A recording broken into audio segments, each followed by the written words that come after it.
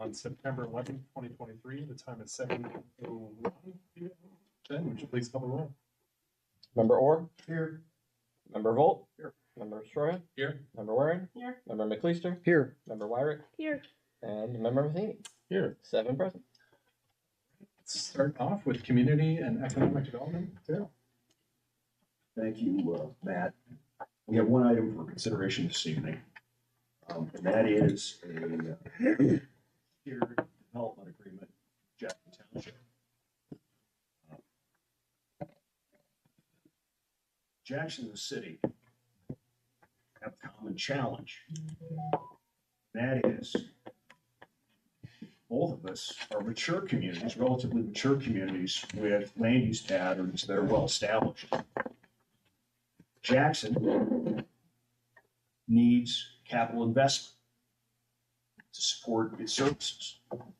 That is its only substantial source of revenue. And it needs to develop and redevelop its properties. We need jobs. That's what pays for our services. Both Jackson Township and the administration and your chairman have concluded that a partnership is the best way to meet the mutual challenge. If we can work together, we can improve the odds of winning major projects, and more importantly, executing on those projects. So we don't have long procedural issues that tie up the shovels that break the ground. I want to say at the onset, I'm going to turn this over to Patrick in a minute. And for very, very practical reasons that will soon be shared with you, that I wholeheartedly support this agreement. It reflects a huge amount of effort on behalf of the administration, Patrick, our lawyers at Krugliak, in drafting this agreement. If all of you have reviewed it, I will tell you that from my experience, I think it's pretty tight. It's pretty good. And again, it lays the foundation for mutual collaboration, which is exactly what we want. So Patrick, I'm going to turn it over to you. Well, thank you. I'm going to go to the podium.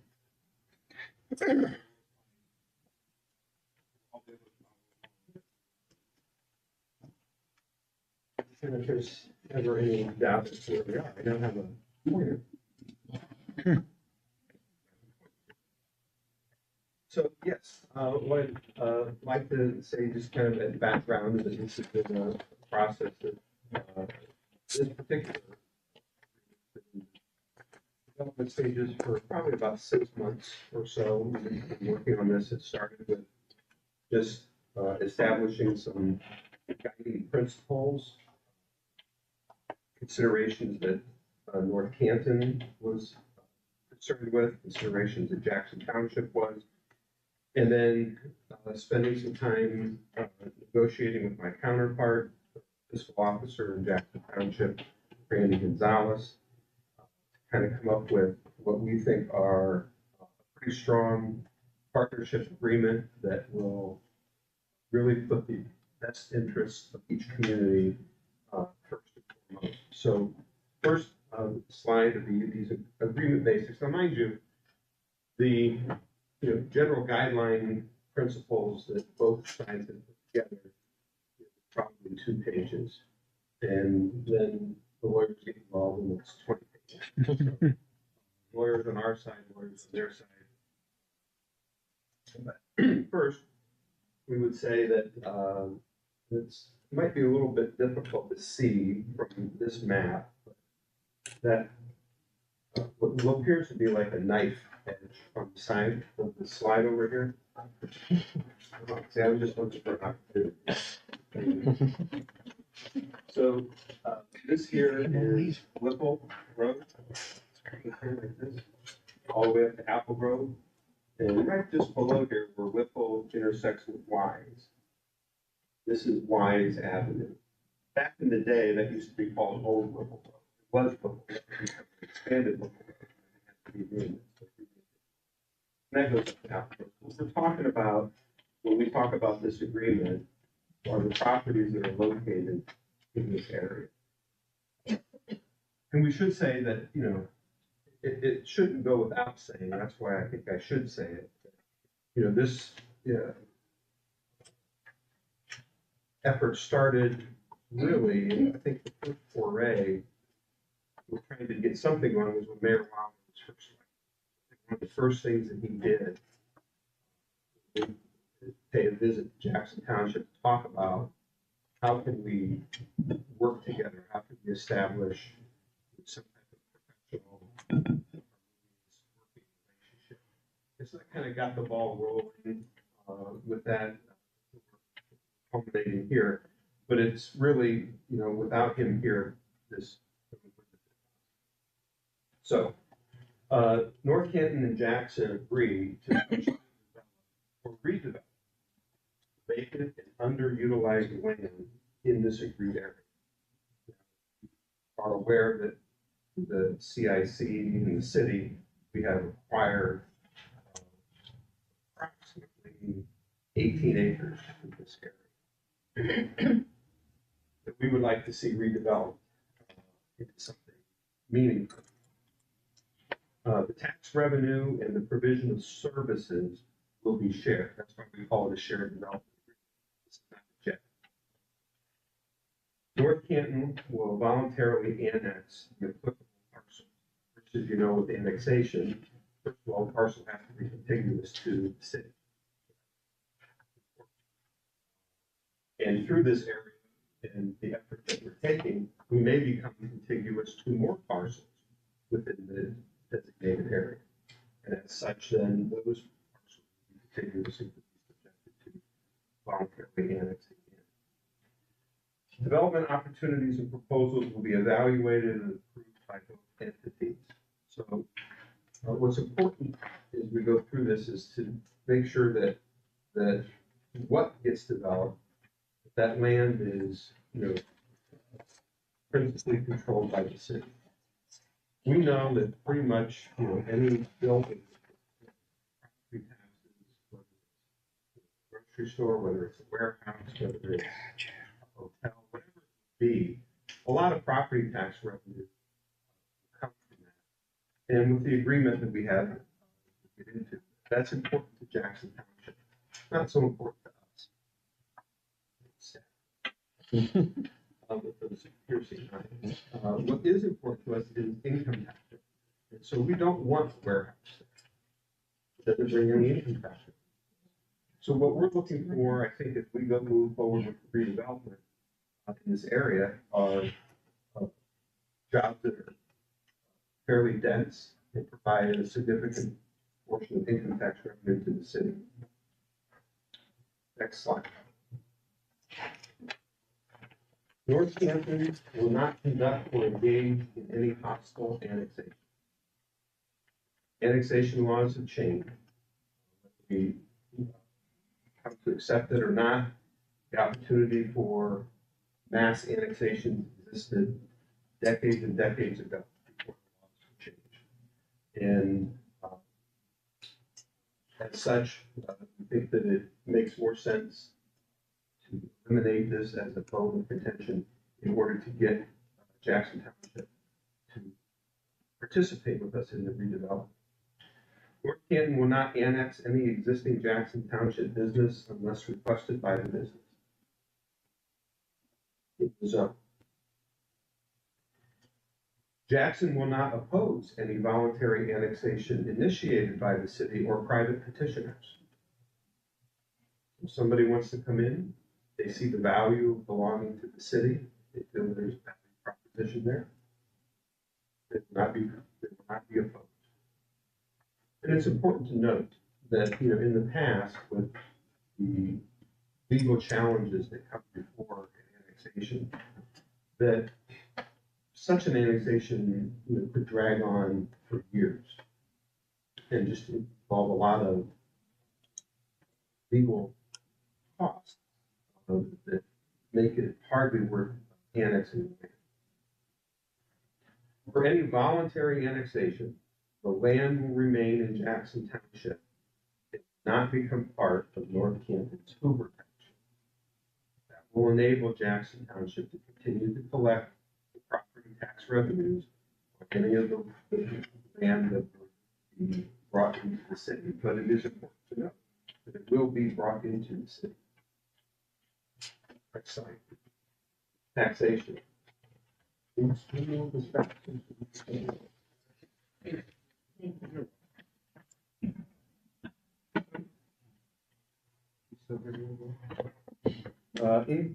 taxation, income tax will be levied by North Canton at the normal city rate, including any future increases approved by voters. 100% of such income taxes will be retained by the city.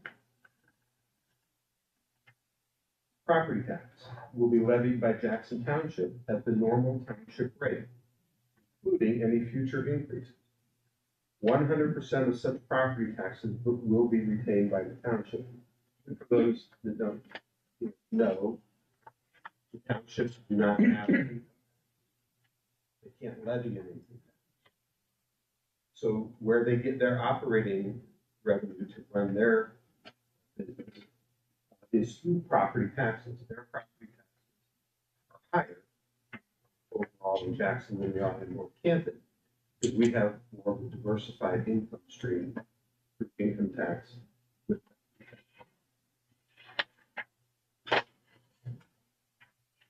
Next, providing services. So when we talk about a shared development agreement, what's important to us is not only that we both have an opportunity to prosper under this relationship, but it isn't always about revenue. It's also about expenses. And in a typical annexation, we would annex the parcel in without a shared development agreement.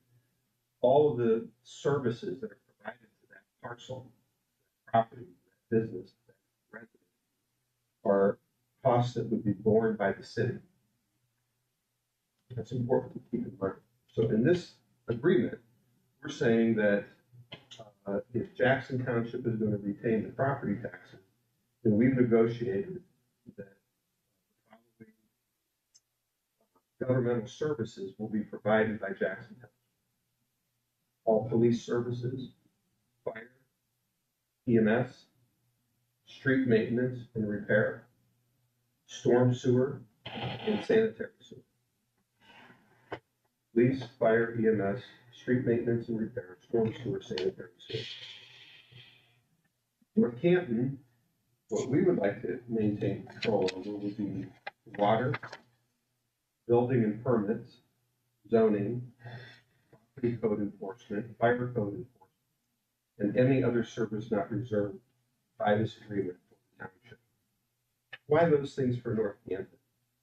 Well, in our mind, and we think that both sides are really enthused about this, is that by controlling the building and permits, the zoning, property code enforcement, fire code enforcement, we're controlling the nature of the project. And that's important, because if we give up the nature of what goes in on the land, we could end up with a warehouse that doesn't generate income tax. So that's why it's important that we do that. 1, 2, we know that throughout Ohio, that the townships don't have these various departments. They use the county services for building permits. So we think that we can, this is one of the advantages that North Canton has. I believe with our contract through Safeville, how we really turned around the building and permitting process. And we think that this will work well in that area. Next. Application of law. Criminal, civil, and traffic cases originating in the area, that map, that knife-shaped map, shall remain under the jurisdiction of the Massillon Municipal Court. So for those of you that need a primer, the county is divided up into 3 different municipal court jurisdictions. Alliance Municipal Court, which covers the eastern part of the county, the Canton Municipal Court, which covers us and the central part of the county, and Madison Municipal Court, which covers the western part of the county, including Jackson Township. So any criminal, civil, or traffic cases that come as a result of that need to go to Madison Municipal Court. And since they're going to be the police agency that's going to maintain the laws over there, it makes sense that they go to that, not have our police be responsible for issuing citations over there, because we're familiar with how things work in the Canton. That's where we drive our ticketed cases to, and not the procedures that may occur in Madison. City ordinances shall apply within the area, excluding what Jackson Township has agreed to be responsible. Jackson Township Police shall enforce all criminal and traffic laws.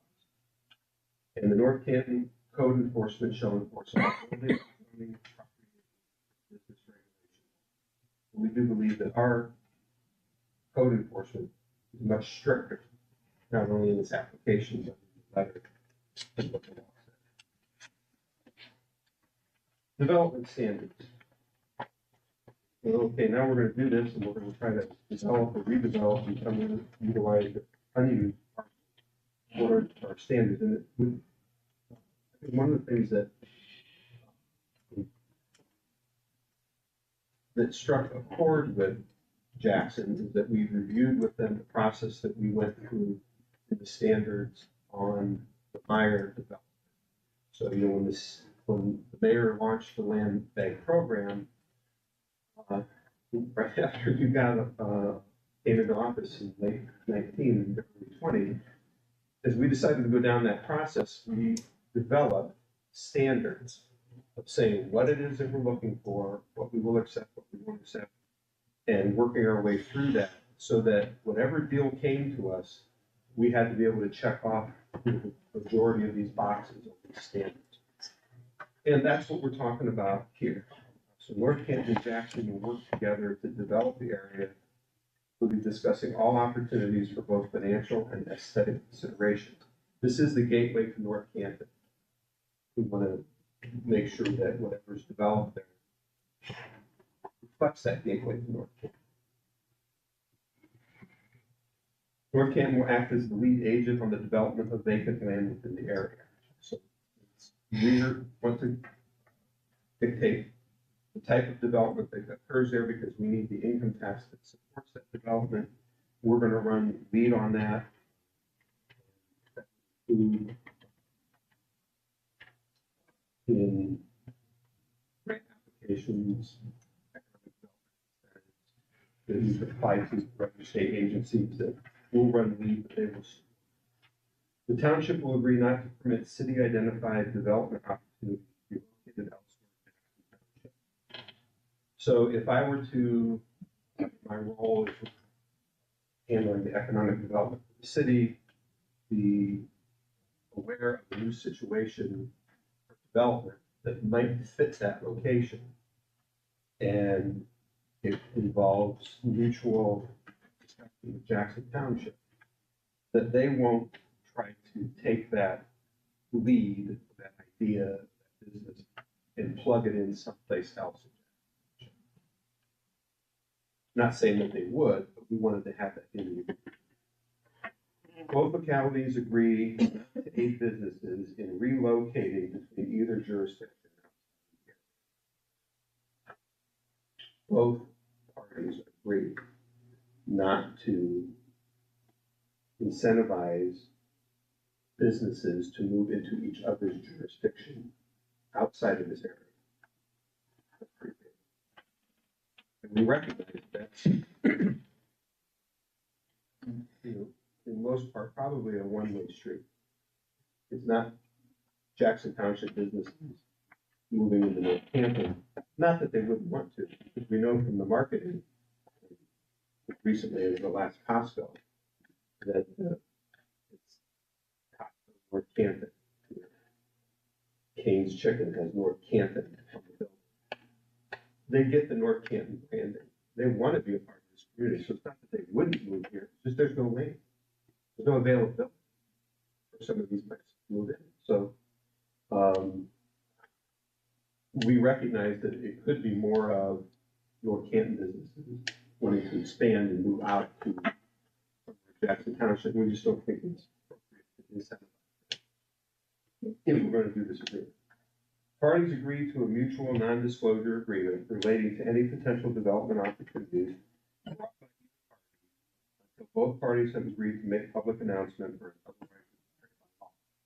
So it's very important that these developments, economic development, that you're able to put all the terms of the deal together before somebody else finds out about it. In this respect, let's say we're working on something, a deal that we want to put together, and they're all government officials, and we mention something, and then that person talks to somebody from City of Canton Township, and they're just as hungry for jobs too. What if they then, because of the information that they learned, went to that business and tried to recruit them to it's counterproductive.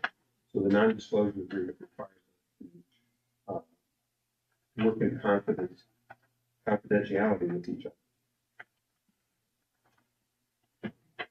Both North Canton and Jackson agreed to discuss any economic development. Jackson is a willing partner. And, it's important when you look at the growth going on in the county, outside of the big development, like say Amazon, 62. Most of the development that's going on in this county is in Jackson Township. It is one of the biggest subdivisions in Ohio. One of the most important in Stark County. And they understand development, they understand what it takes to get it here, and they're willing to partner with us in that respect. North Canton will have final approval on any income tax incentive, and Jackson will have final approval on any property tax. Regardless of the legal authority to do so, North Canton shall not enact any waiver, reduction, or modification of property taxes without the prior consent of Jackson Township. Opportunities for any state, federal, or private grants to be used within the area shall be collaboratively applied.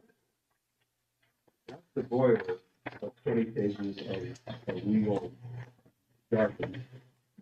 And I would say that we have deliberation to discuss this. There'll be a public hearing set. That's what you all will do, is set a public hearing date, which has been mutually agreed to with Jackson Township. And Ben, when is that? October 17th at 5 p.m. at Jackson Township Hall. October 17th at 5 p.m. at Jackson Township Hall will be the public hearing for this shared development agreement. I'm going to sit down to take your questions from council or any other comments.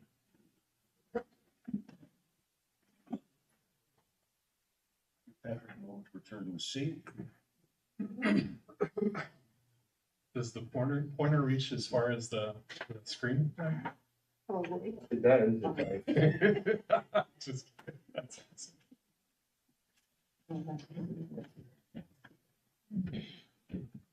Great,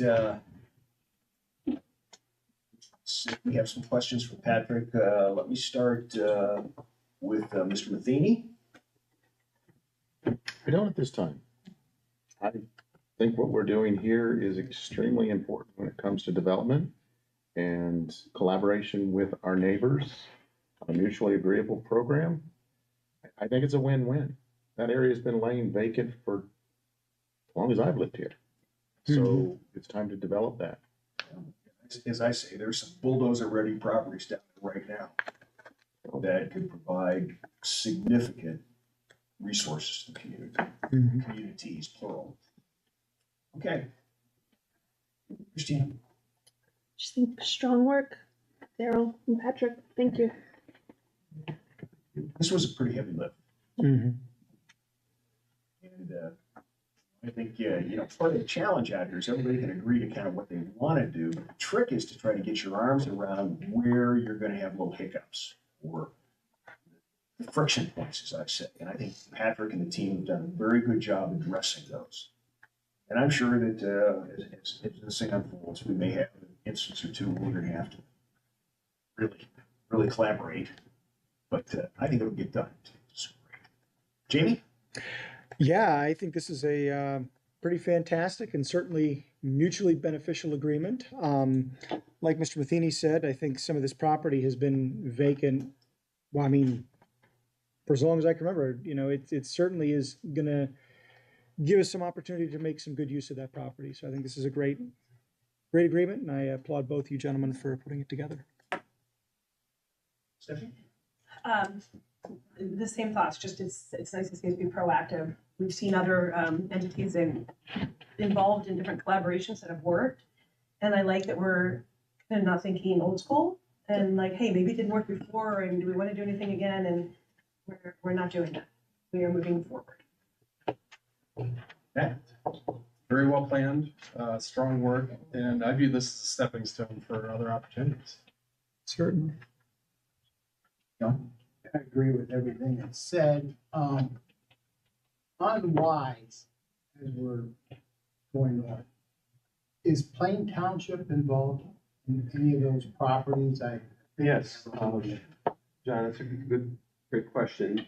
So if you were leaving this facility and heading west towards Jackson, and you got to Wise Avenue, there's a four-way stop there. And if you turned right, heading north, you'd see Edie's Fish House there. And so right before you get to Edie's, Plain Township starts on that east side of the road, on your right-hand side.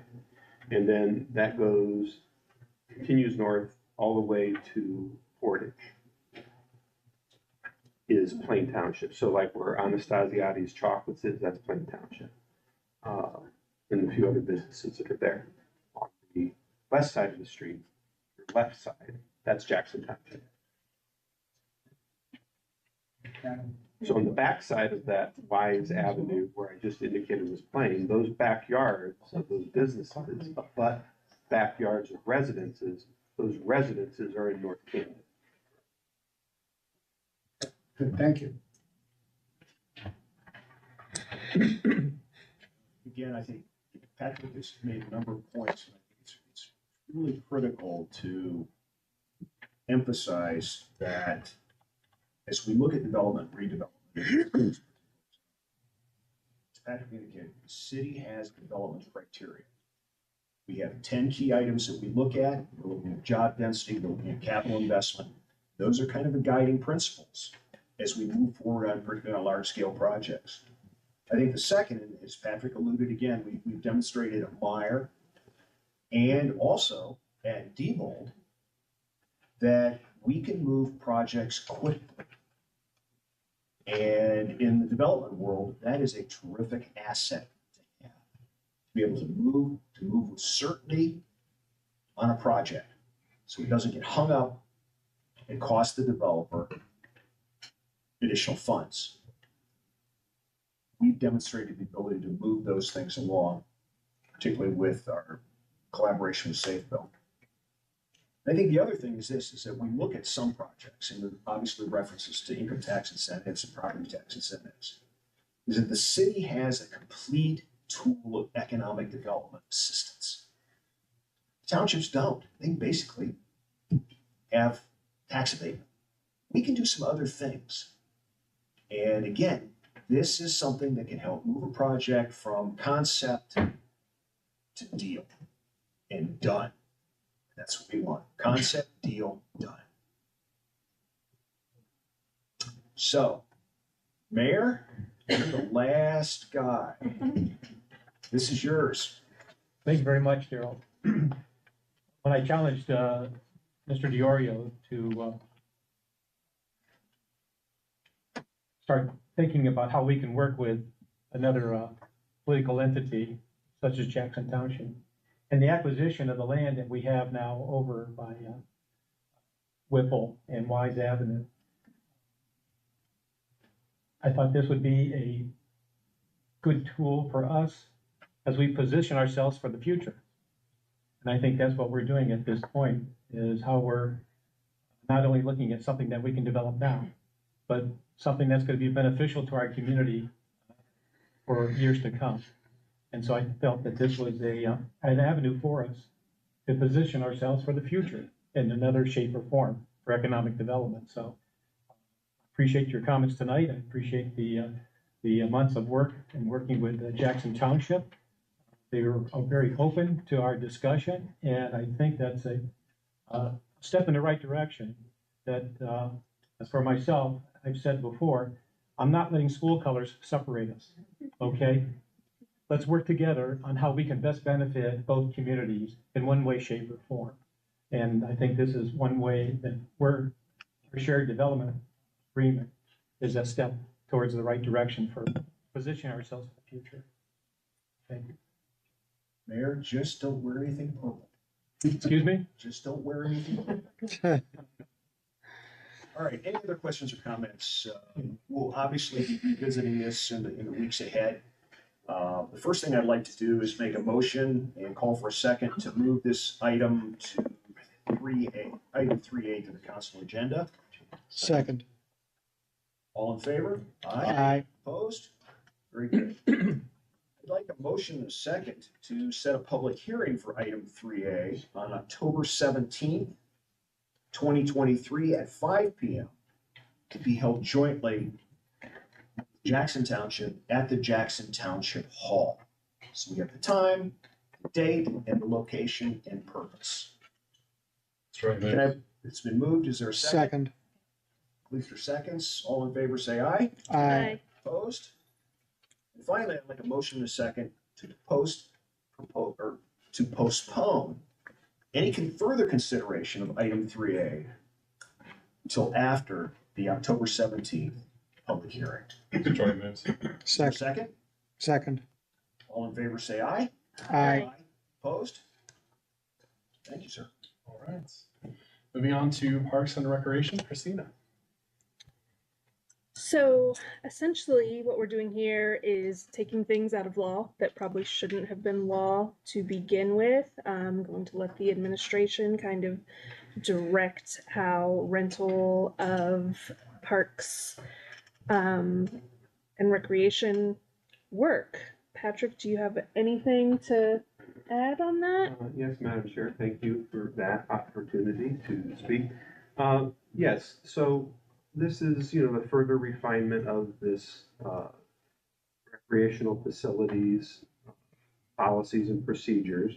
And we think that, much of the stuff that is, being stricken from this section 959 is stuff that really shouldn't have been in there to begin with. So, a refund policy, we have a refund policy. I think it's a refund policy that should be prescriptive by law.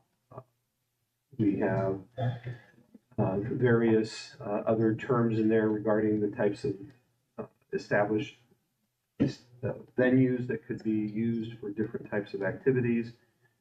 Again, looking to put that in under administrative policy is really what it should be under. And then I think, the one thing right at the beginning was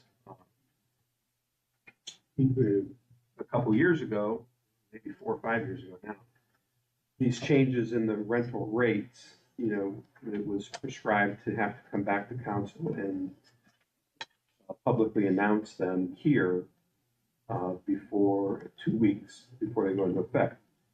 And if we just, I guess, just played that by the rule, I don't think it would get much circulation outside of this room.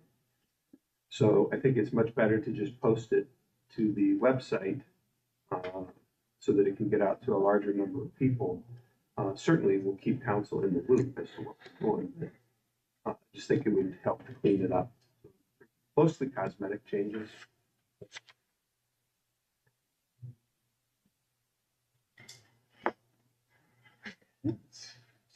Anyone else have anything to add about this? Any questions?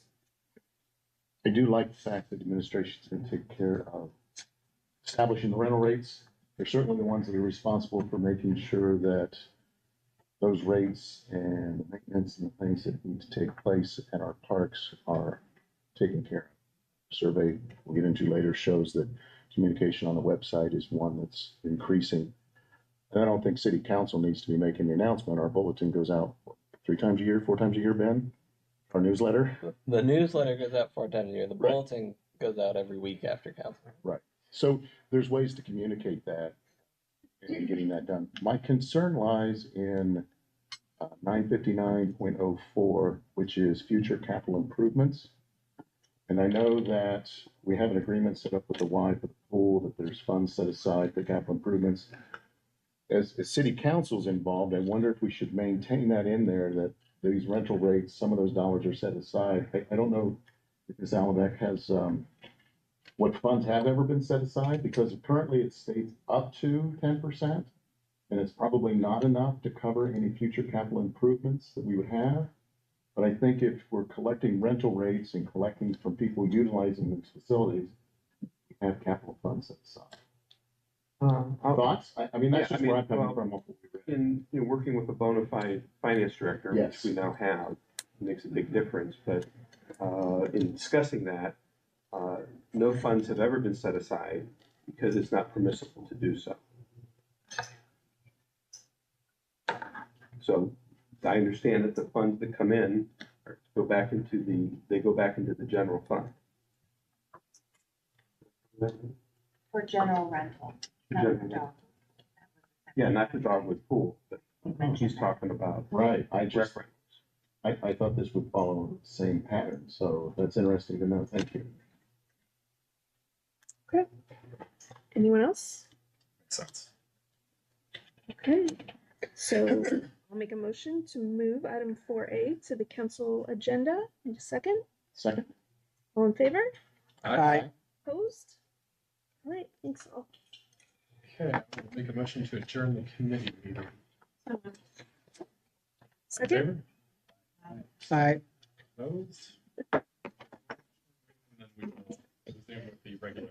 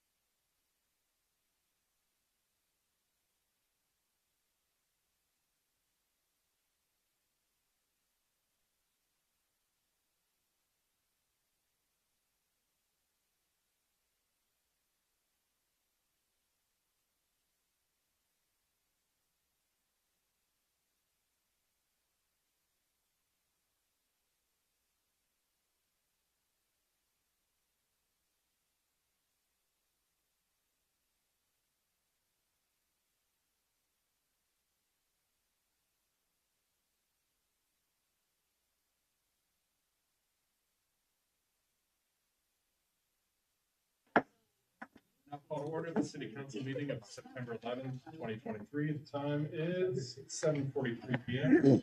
Opening prayer, Jamie. Let us pray. 22 years ago, this nation was shaken by a terrible attack at the hands of those who knew only evil. 22 years ago, we lost 2,977 brothers and sisters, mothers and fathers, grandmothers and grandfathers, friends and neighbors.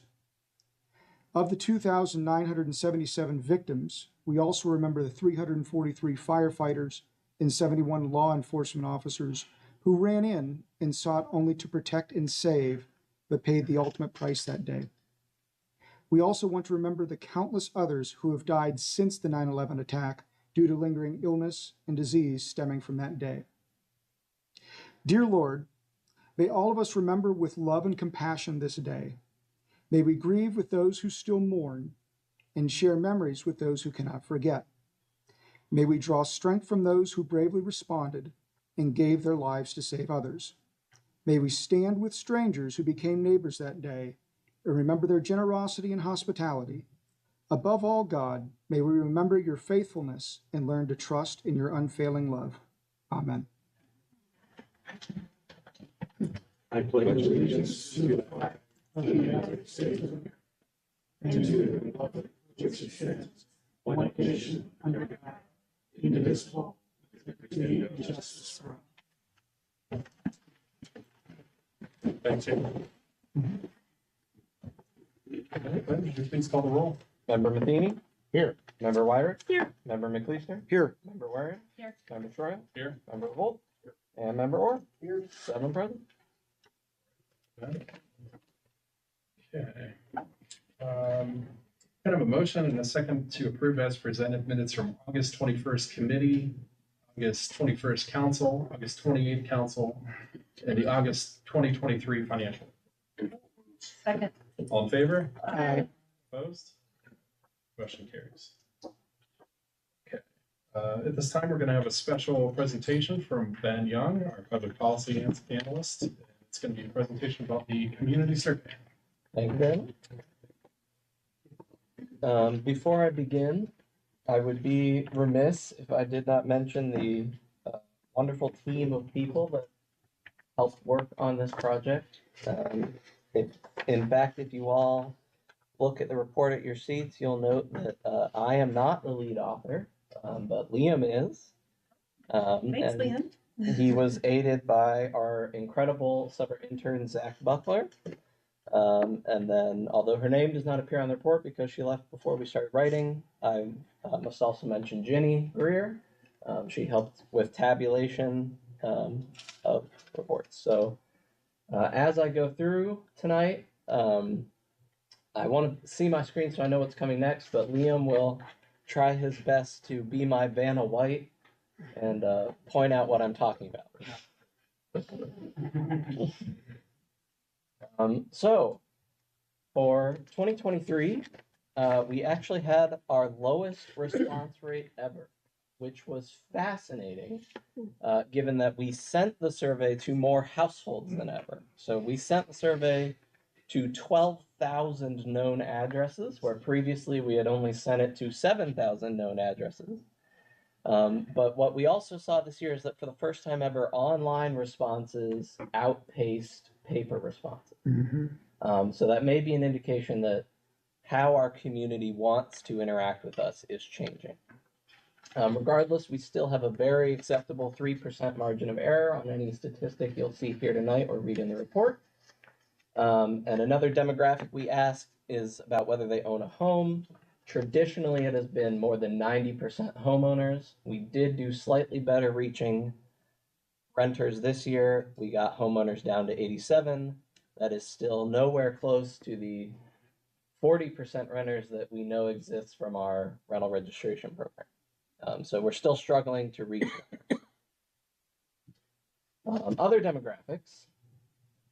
First, by area of the city, it was a pretty even spread, except for some reason this year, the northeast quarter just really wanted to fill out the survey and outpaced everybody else by 10%. And then by age, we had our traditional results of oversampling older populations 55 and over. This has been a trend on every community survey that the city has done since 2009.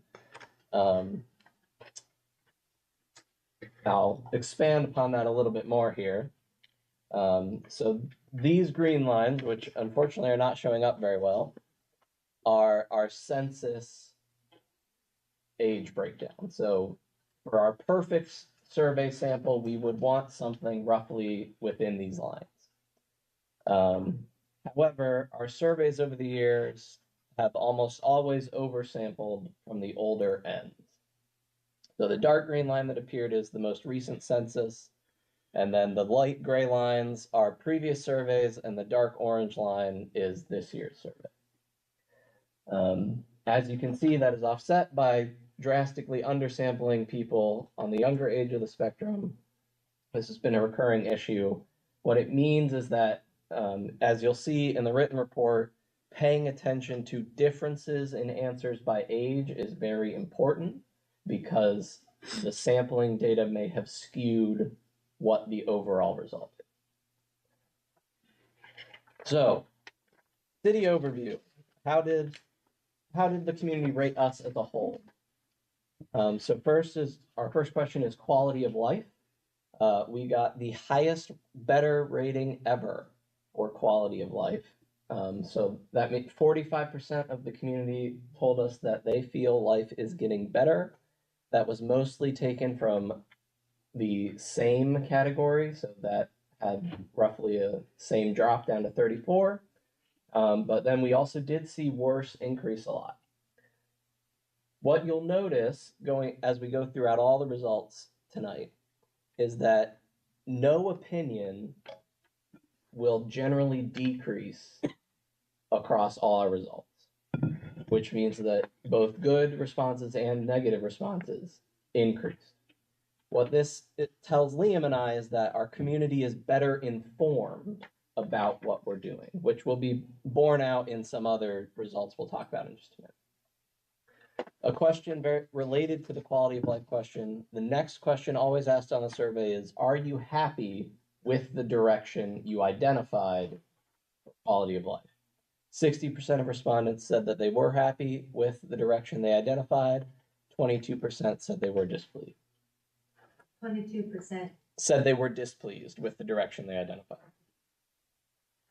So that means that presumably all 15% of the people who said life is getting worse are displeased, plus another 7%. Next, we asked respondents about their perceived value for taxes. This was relatively flat within historic norms, within the margin of error of the last 2 years of responses, pretty much stable. What I feel is perhaps the most important question is the stay for 5 years. So do you like the community enough that you intend to stay here for the next 5 years? And overall, yes.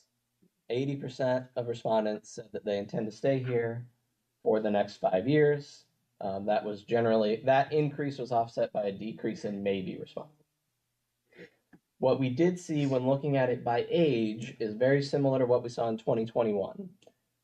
If by the age of 35, we can convince you to stay, you will stay for the rest of your life. But if you're under the age of 35, you're much less sure whether or not you want to stay here. So that implies that there's a challenge for us to show younger generations that there is opportunity here in North Canton and Stark County to stay more.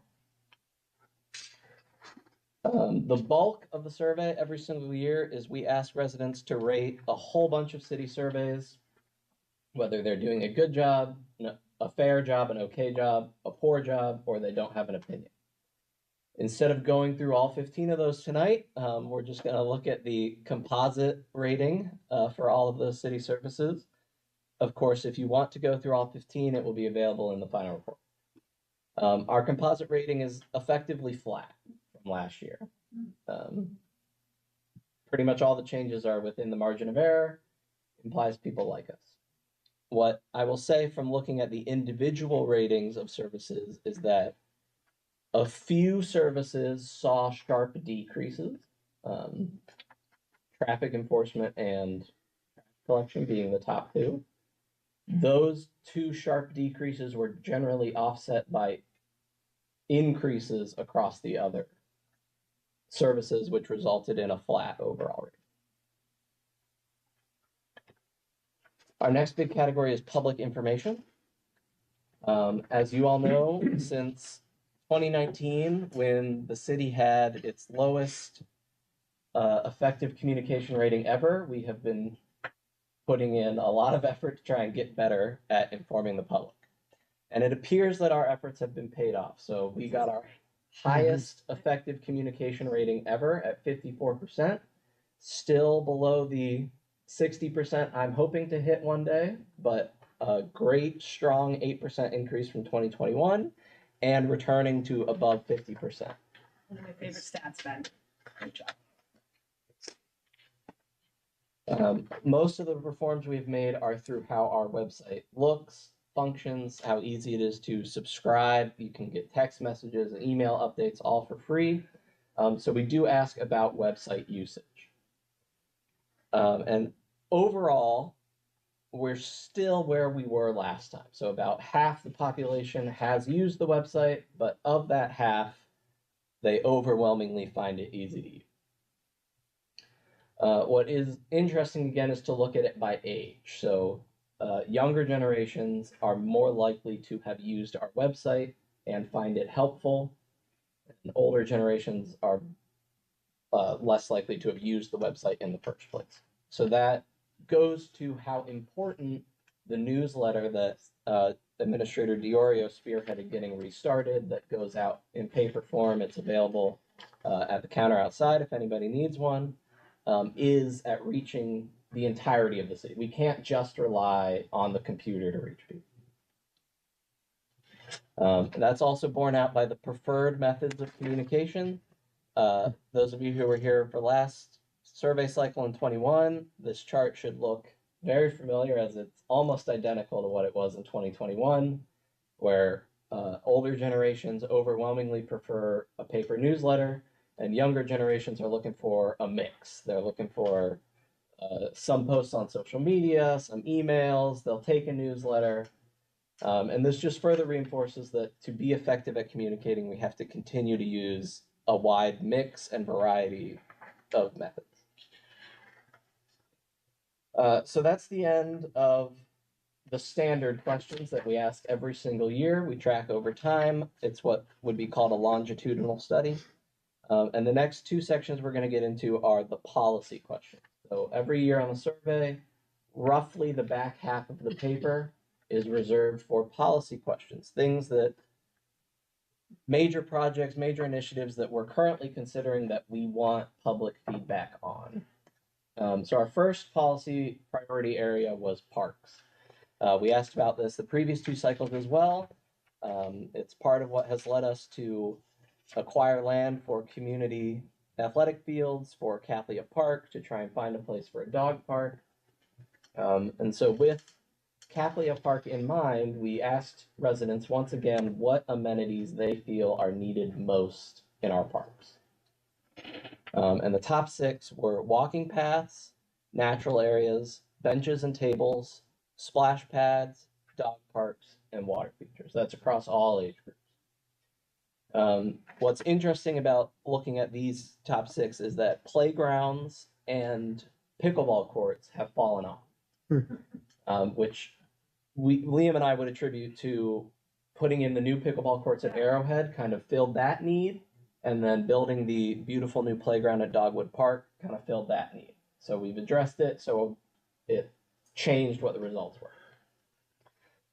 Again, just like last year, we looked at this stratified by age group, because parks, much more than some of the other city services that we provide, tend to vary across age group. So what I mean by that is we all want the police to show up when we call 911. No age group has a different expectation of that. But as we get older, we have kids, we might care more about a playground, we might care more about a dog park. than when we're young and we've aged out of the playground, but maybe we want somewhere to go walk and play Pokemon Go when we're in college. So looking at this by age group, we can see that it's very similar to 2021's, with the exception that, again, as I discussed, pickleball and playgrounds have essentially fallen off the chart. But there are four, what this shows us and what the color coding shows is there are sort of four key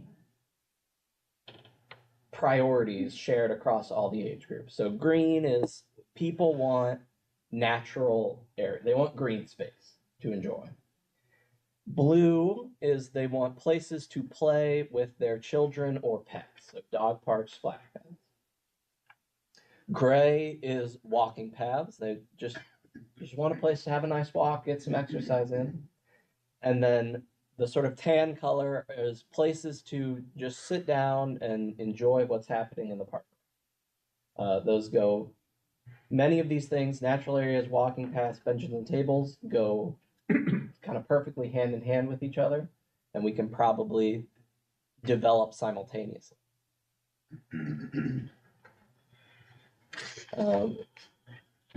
Parks was one of the services rated, and looking at parks overall, given the large capital investment we've had in the last 2 years, we expected, and we saw as expected, a strong increase in the parks rating of 8%, good rating. However, parks are not free. And so one of the questions that we were asked to put on the survey this year was, would the residents support a parks levy? And if so, what amount would they be willing to contribute? And kind of fascinatingly, the results fell pretty perfectly into thirds. So about a third of the community said that they would not support a parks levy. Another third said that they would give $25 or some dollar amount less than that. Overwhelmingly most common was 25.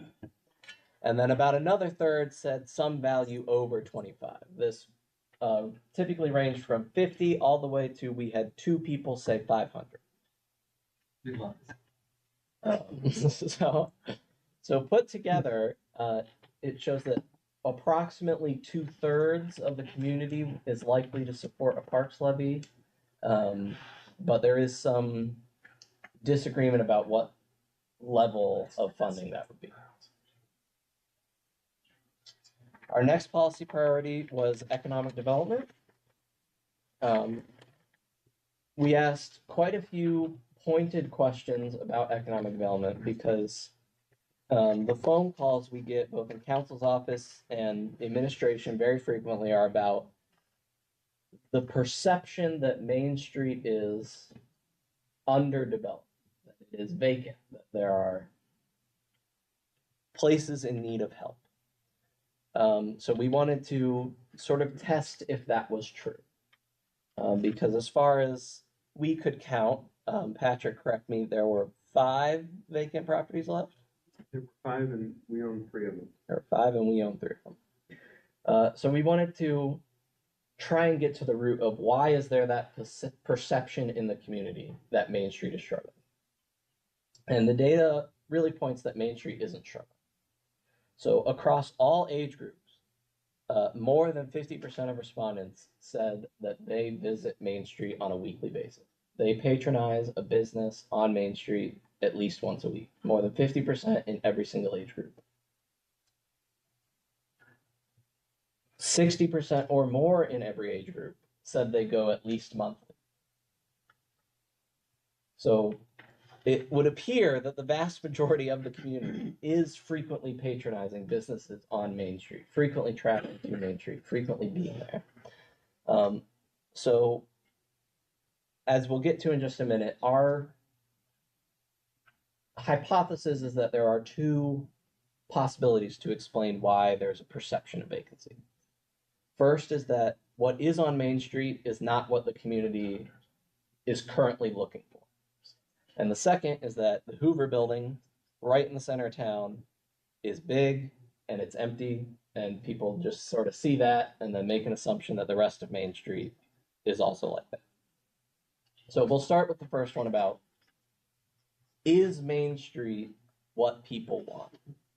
Or is something missing on Main Street that would get more people. So we asked residents to rate a bunch of development categories on if you could spend $10 on these types of development, where would you put your money?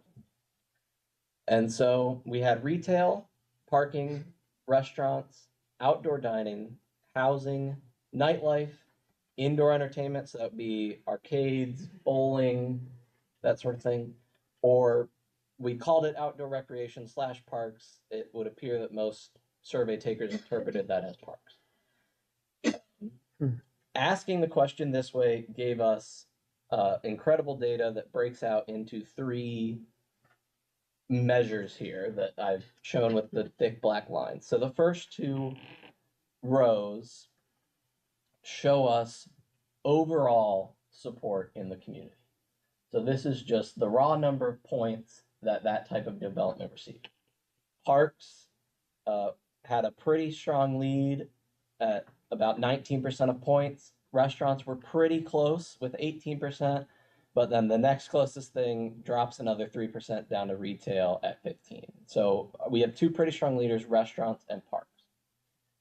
Parks, we know the community wants more development in parks. That's why we asked a whole bunch of questions about them.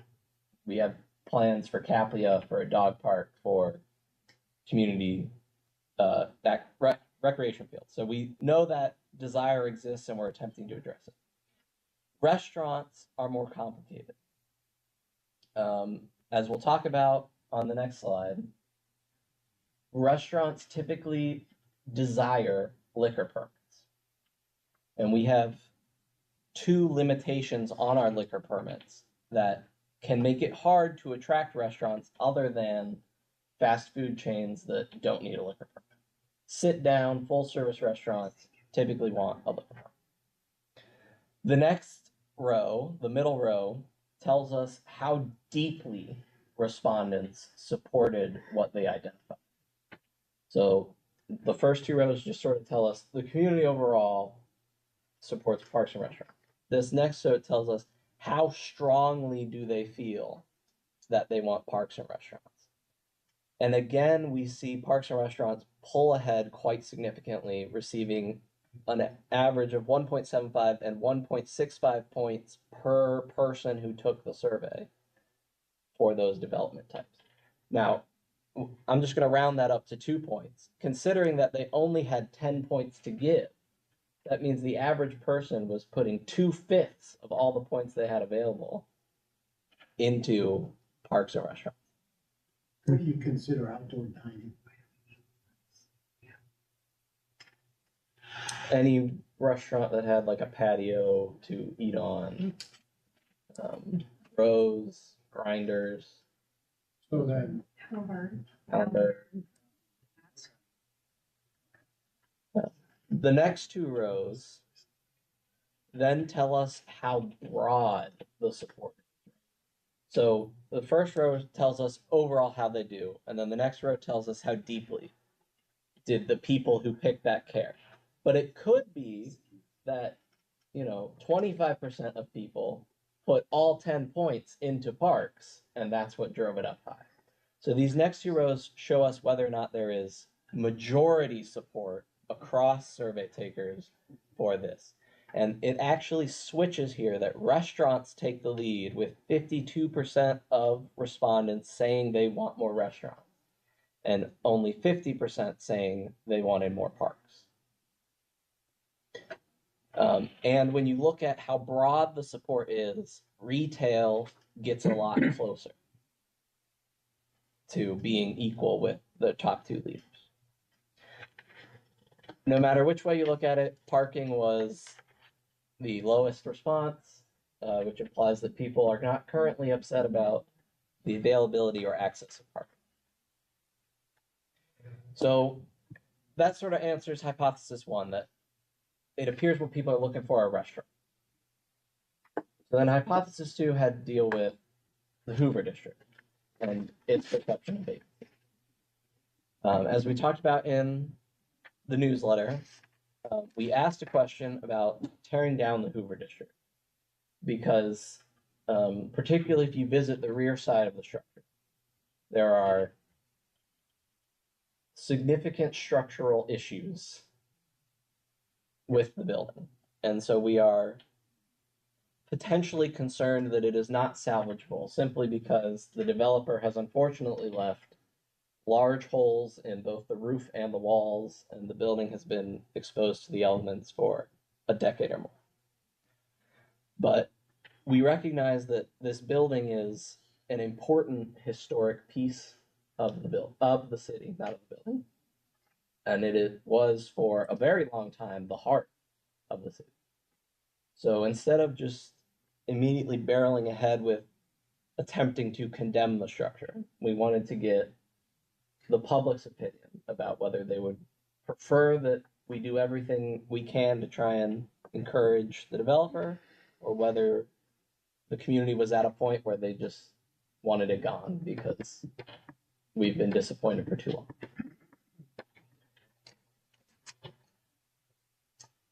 52% said no. They do not want it demolished. They'd rather that it be saved if possible. So that sort of gives us a guiding light that if we can attempt to work with the developers, although we have had struggles in that. But this response also implies, at least to Liam and I, that the vacancy of the Hoover building is a large part of what is feeding into that perception of a vacant Main Street. Because it is such a large building and it is at the heart of our community, and we have such hopes that the plans that were put forward will come true, that frustration is building in the community about it still being empty. Now, on the last slide, I said we'd get back to talking about alcohol. So we have, as I said earlier, we have two limitations on liquor permits in the city. First is our population cap. So in the state of Ohio, the number of liquor permits in a jurisdiction is capped by the number of people that live in that jurisdiction. For us, it's one permit for every 2,000 people. So that means that we have 9 permits of each type. C, or not C permits, but D, 3, 4, and 5. D5 is everything. D4 is only beer. D5 is wine and spirit. We are already out of D3 and 4 permits. There are none available to be had in the city. We have, I believe it's 4 D5 permits left. Papa Bear's restaurant intends to take 1. So that gets us to 3. That means that despite having 3 miles of Main Street, we can only put 3 more restaurants with a liquor license on that strip. It is very limited. Now, the second limiting factor is that unlike some surrounding townships, way back in the 1920s when Prohibition was lifted, or early 1930s, when Prohibition was lifted, each locality got to choose whether it wanted to remain dry or wet. North Canton chose to remain dry. What that means is that anybody who wants a liquor permit today must go to a vote of the public before getting that liquor. So let's put that in the perception of, let's say, an Applebee's franchise, which is going to want to have a bar. I'm the investor. I'm looking to open an Applebee's. I can either open it in North Canton or a surrounding township. Assuming both have a liquor permit available. If I locate in North Canton, I have to first buy the property, then take a risk of going to the ballot on whether or not I'll get my permit, hopefully get my permit, and then open my restaurant. In a surrounding township, I can just open my restaurant and apply for a liquor permit without having to go to the ballot. So we asked the public how they felt about this dry limitation, particularly because a lot of the people that we had spoken to didn't know that North Canton was dry. A response we frequently heard was, there are 2 state liquor agencies in the city. What do you mean we're dry? And so it was pretty close. 51% said that they would be interested in lifting the dry designation. 37% said no, and 12 had no opinion. So it looks like there may be some support for lifting the dry designation, which might help make opening a restaurant in town more desirable. It's something I'd kind of like to look into more. Might require some better public education before asking again.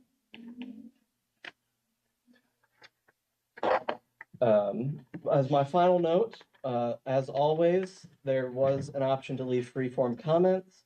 It is very difficult to summarize free-form comments. So if you are interested in those, I would encourage you to go look for yourself. On our website, there is a lovely portal that makes the word cloud you can see here. If you click on a word in the word cloud, it highlights all of those comments that have that word in it. Liam and I have read every single one, and he's welcome to correct me, but my perception is that the two main themes were about the Hoover District and traffic enforcement were the most common comments we received. The Hoover District and traffic enforcement. So those comments are available at northcantohio.gov/survey.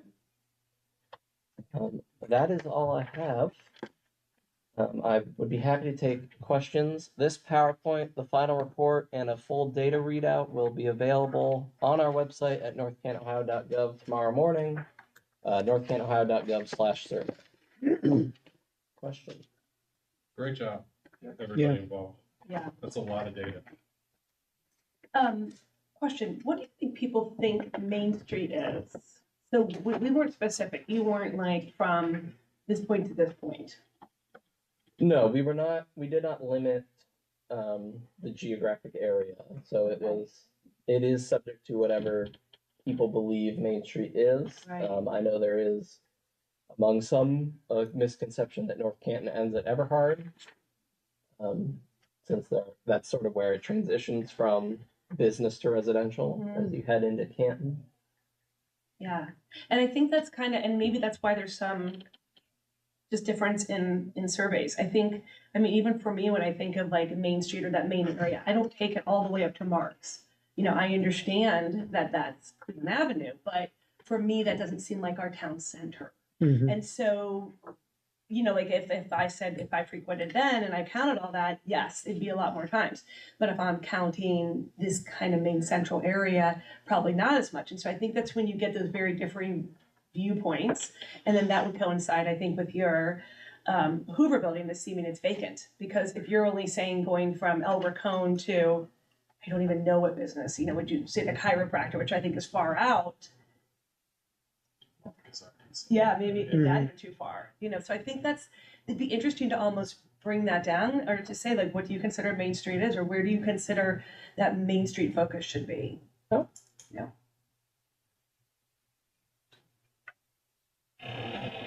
But I love the data and the distinguishing, and we do a lot of reports for my work, and I love the 5-year data. That's so fascinating. I think that's good for our whole region to really note. And this tracks with what our Stark County is doing. So I love seeing that number. And then the number one thing for me was the communication, because I remember so many years where that was the constant, not transparent, you don't communicate, how do we do it? And we're like, it's on your electric bill. What? That's not enough.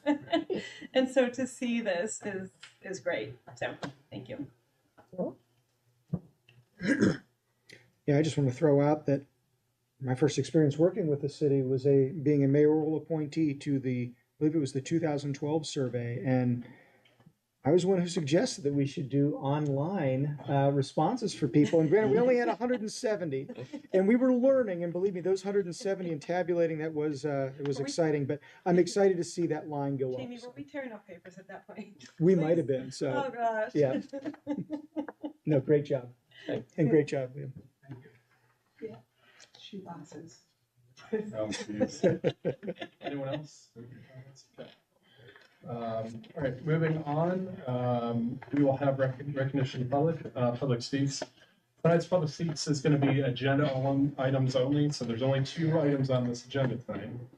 At this time, members of the public wishing to address City Council may do so. Each speaker will be given 5 minutes. Comments shall be limited to legislative items appearing on tonight's agenda. The rules for speaking and speaker's time will appear on both screens. This will serve as the only warning for everyone in attendance. Any violation of the rules will result in ejection from the premises. Anyone wishing to address council tonight, please approach the podium.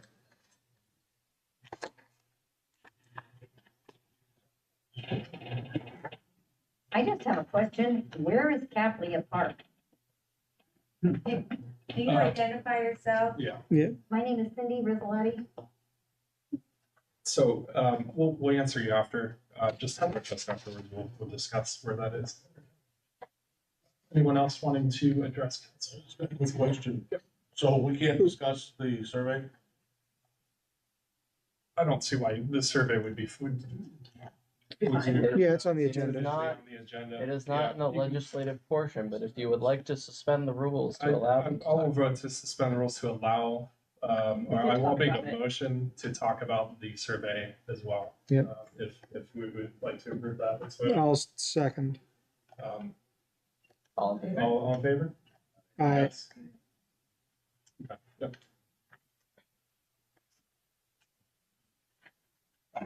Matt Rohrbach, ROHRBAUGH, 217 Allen Southwest. I'm kind of winging this just because on that survey, so it's my first time doing this. I'll try my best to stay in the 5 minutes. But kind of like to address Stephanie's thing, and I'm thinking about it went. One, we've got a survey, you said you sent out 12,000. We got 800 people. The respondents were basing this off of that. Two, this Main Street. Yeah, it's easy to say you go to one place because, like Stephanie asked, you could go anywhere. You could go to Walgreens, you could go to Acme. I have spoken to Matt when he first ran. We didn't get into detail. We never did meet up and get into detail. Some ideas that I had. They might be a little extreme, but I'm born and raised here. Been living here since 1968.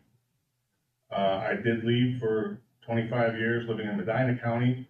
If anybody's ever been to Medina or Wadsworth, you can see they're pretty bustling around their square. Mhm. So my point where I've been, and also I should have gone in, some of you may have heard, I run a little Facebook group called Speak Freely in North Canton, where I tend to speak freely. Anyway, what I was getting at is the Main Street thing. So Stephanie's talking about the Main Street. I have been repeatedly voicing, basically from maybe about Hall, is it Hall? Where Duke used to be. From there to, and I live at the south end, so I would say essentially just about to Wagner's, Alum, maybe a little bit farther, it's dead. Yes, there's businesses there. They're one-stop shop and go. There's no reason for anybody to get out and walk. Now we have a $1.5 million new sidewalk on Wise to get people to walk uptown.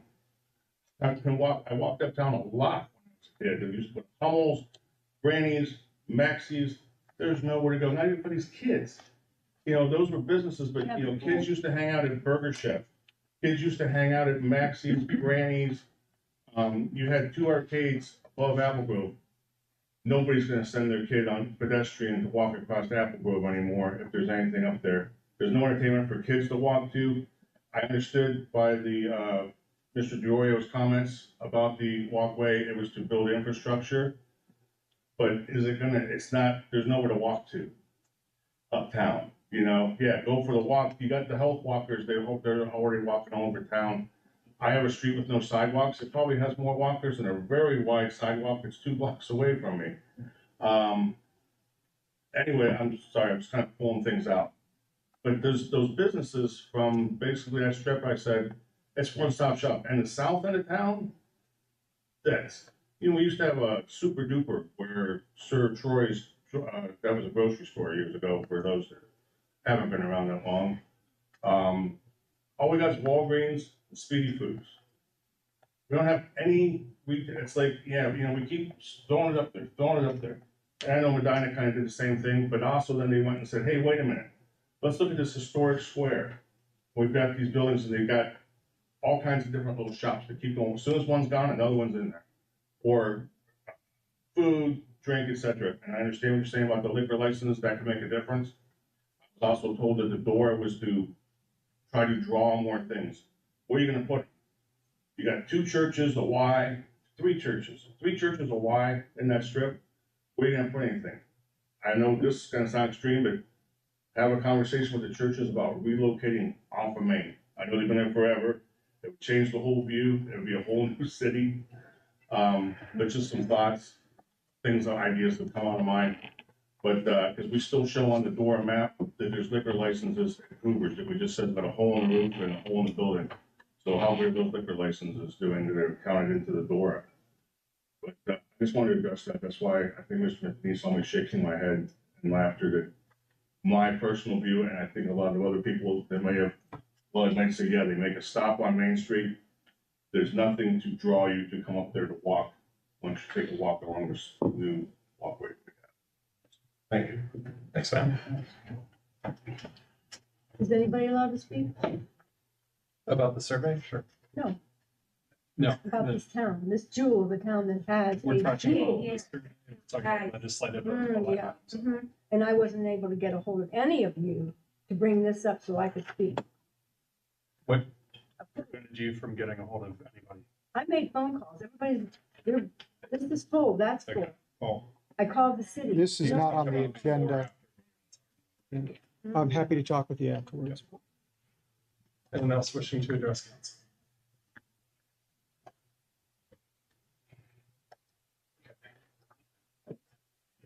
Last call. Okay, moving on to old business. Ben, would you please read the title of ordinance 70-2023? An ordinance amending chapter 703, registration of rental units of the codified ordinances of the city of North Canton to expand registration requirements to all rental units in the city regardless of building size. There. Thank you. As the clerk has indicated, this is the second reading. This will expand our rental registration to those units that were not included in the first round. Units in 8 or less in the building. Now we're going to move above that. We estimate there'll be about 1,700, 1,500 or so units. 1,400, thank you. That will be included. Does anyone have any questions or comments at this time? Again, the second reading. If not, then I will make a motion to adopt the second reading of ordinance 70-20. Second. All in favor? Aye. And the minutes should reflect that Mr. Stroya has absented himself from the meeting and the vote. All right. Been moved and seconded. Yes.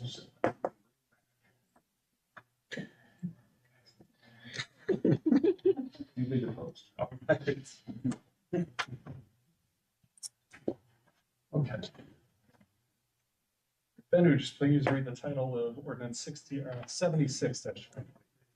An ordinance amending chapter 155, personnel regulations, specifically subsection 155.04F, full-time schedule of compensation, item administrative specialist of the codified ordinances of the city of North Canton to reclassify the administrative specialist position from hourly to salary in accordance with Federal Fair Labor Standards Act provisions. David. Okay, so everything stated in the title, except for the hourly rate that is currently paid up to $31.35, changing to salary of up to $65,208. No pay increases involved here, just changing the way it's structured. Questions? Make a motion that we adopt the second reading of ordinance 76-2023. All in favor? Aye. Opposed? Motion carries. Okay, moving on to department reports. Patrick. No report. Gina. No report. Mayor. I'll use their minutes. Thank you very much. Uh-oh. Again, thank you, Mr. McLeeser, for the prayer tonight regarding the remembrance of our 911 in honor of remembrance of that event. I'm sure many of us here know exactly where we were when that day occurred.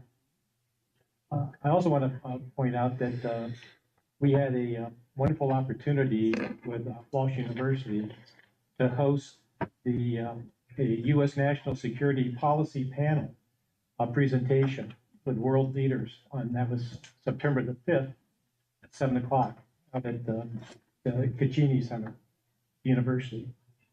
Just a refresher, our audience, General Phil Breedlove, who was the 17th Supreme Allied Commander of Europe, was there. He served from 2013 to 2016. Ambassador Francis Campbell, British Ambassador to the Holy See, 2005 to 2011, and the personal secretary for Prime Minister Tony Blair in 2001 and 2003. And General Todd Wolters, Wolters. He was the 19th Supreme Allied Commander of Europe. And the moderator was Dr. Joe Wood, Vice President Dick Cheney's National Security Advisor. And some of the audience here and some council were also there to hear these gentlemen. And this was part of President Collins's Thought on Leadership series that's being offered at Walsh University. And I was honored to be invited to what was probably the most prestigious event to be hosted in our hometown. The U.S. National Security Policy Panel is an example of what a university should be doing. These dignitaries were learned individuals who bring a unique perspective, a lifetime of experience, education, and real-life global experiences. And it was really hard to grasp the enormity of what this one lifetime event. I wanted to thank Dr. Collins, again, President Collins personally, for providing this opportunity for our city, thinking about issues of our time, and for helping the public to be more informed and to better ourselves and for the betterment of our community. And we had about 1,200 people there.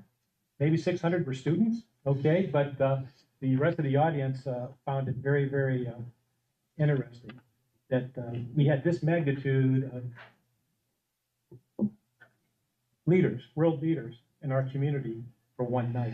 And I just wanted to bring that out to the attention of our community, to the audience and council. Also, I had the opportunity, it seems like the Canton area Down syndrome community has adopted North Canton for their annual buddy walk. And that was just Saturday. Awesome. And we probably had about 200 people in attendance.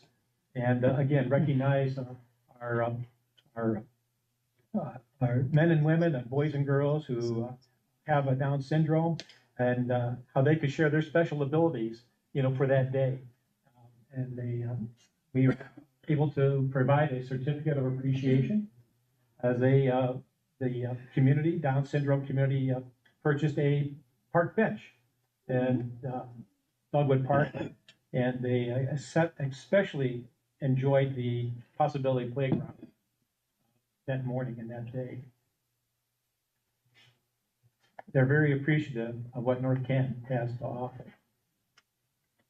One final item I'd like to bring the attention to the council and the audience is on, I provided a proclamation, and it's in regards to the Star Spangled Banner, our national anthem, which was written during the War of 1812. I'll summarize it to this point. Whereas I presented this to the National Society of United Daughters of 1812 and the Madison McKinley chapter, calling for a day of observance, this historical significance of the Star Spangled Banner, and to celebrate the words with Francis Scott Key penned in 1814.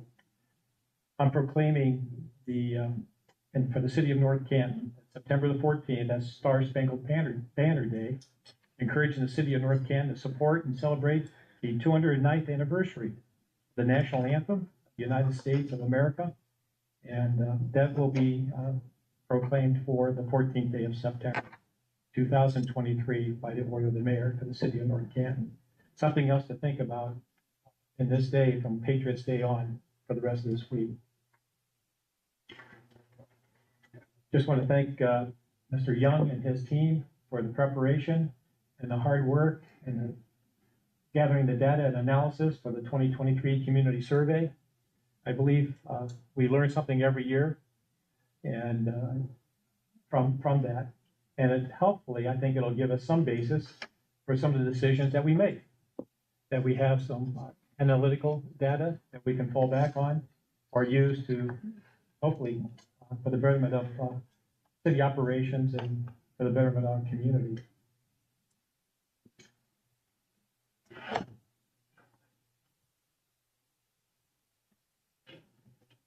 Mr. Story, I think that's all I have to share. All right. Thank you very much. Thank you, Mayor. Thanks for your time. Council Clerk, Ben? I think I have my time, so no report. Let's go to council reports. Ward 1, Jamie. I have no report this evening. Ward 2, David. So I talk frequently about personnel safety, and it's always great when you receive a letter from a resident, and this one went into the city. And I'll read some excerpts from this, from Mr. Bowers. I wanted to give accolades to the North Canton Water Department. My granddaughter is a traveling nurse and purchased a home approximately 2 years ago. It had a well, which truly concerned me at the time of the sale. On Thursday, August 25th, the well collapsed and she had no water at all. I called the North Canton Water Department, and the girl was incredibly helpful, and I wish I had her name, but I don't. Directing us to what we do in order to get connected to city water. 2 men arrived, Gabe Schwally, and Jamie Martin. They were absolutely outstanding at every level, doing everything possible to get her into the system. And Mayor Waller wrote a letter back and told him that Gabe and Jamie, who quickly responded to his granddaughter's emergency water situation, it's most rewarding to know that the water department team were able to get her home connected to city water systems safe in a timely manner. These employees take great pride in what they do, servicing our customers. And that's part of the North Canton strength of the employees that work every day to bring us the services that we need and rely on in North Canton. That is my report. Thank you, David. Stephanie. No report. And John. Right. While walking out throughout the ward, we were able to take care of a couple problems. One was on Salway. We had curbs that were beat up, brush that needed cleaned up. South of Everhart. South of it. Okay, so we were able to get that cleaned up. Also, we were able to but clean up on Donner from Glenwood to almost Church. We were able to cut down some trees and clean up that area. I also talked to a couple residents with the stop signs that we had to remove on Salway and got some input from them. They seem to understand a little bit better. I'm gonna be out there this week again, talking to a couple people.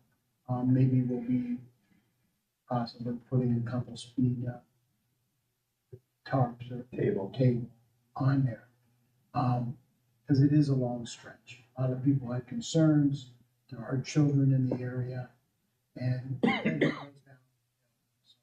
So, been talking to the people and from there. So thank you, Pat, and the administration to do that. They did a real nice job. That's my report. All right, thanks, John. Daryl. No report. Christina. Couple things. Thanks, Liam and Ben and Patrick and Mayor and Daryl for all of the work that went into the presentations tonight and for the presentations. And then Matt Rohrbaugh, I think you mentioned Medina and Wadsworth. Yeah. So those are both Main Street, Ohio communities, which is a program of Heritage Ohio. Something that I've looked a lot into. I actually brought someone down who is an economic development urban planner from one of the organizations that was at that conference when I attended it. We walked Main Street and we have a whole lot of curb cuts. And she was like, well, this is no good for walking Main Street. So it was really disappointing because I was like all in. And I've not given up on this dream of North Canton being a Main Street community, but we have some challenges that those communities unfortunately do not have. But I'm with you. I look at what all of those Main Street communities are doing and just that blueprint they have for development. It's brilliant, and all of the communities around here that are doing all the things that we want to be doing are part of that program. So I appreciate you saying that, and I'm with you, and we have a lot of curb cuts. And then all of you who are saying that our voicemails are full, please stay after and talk to us, because I don't Yeah. know what that means or haven't how, gotten but any I'm calls, yeah. very interested to find out. So please stay after. That's all. All right, thank you. My turn. Thank you, Patrick, administration, mayor, for your work on the annexation project with Jackson. I'm really looking forward to that. Is it being a stepping stone to other things along that street or that along Whipple or wherever else? But I think we're underestimating the work that was involved in that, but also the potential for the future. That's a huge thing that happened. I mean, when's the last time we worked with a cooperative annex? It hasn't happened. That's huge. So I'm very much looking forward to that. Ben, Liam, everybody that worked on the survey, the information that you gathered from that it helps us as a community, helps us look at what you want, and we're able to break down and take that data and get a lot of answers to questions about what's going on from your opinions directly, and that's very helpful.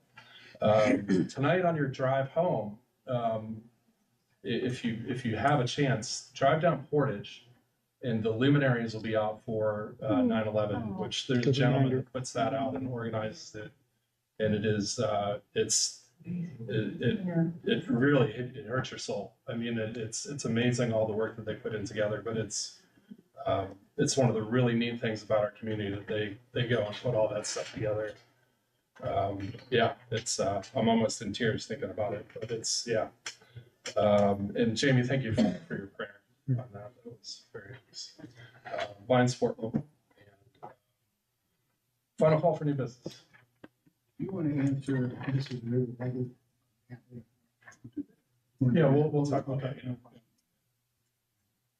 Okay, seeing none, moving on. The meetings calendar for the committee of the whole is going to be September 18th, 2023. Let's talk about the agenda. And then September 25th is the regular city council. I can entertain a motion to adjourn. Roll votes, second. All in favor? Aye. And before I adjourn, if you have any questions about dog report and everything, please come to us.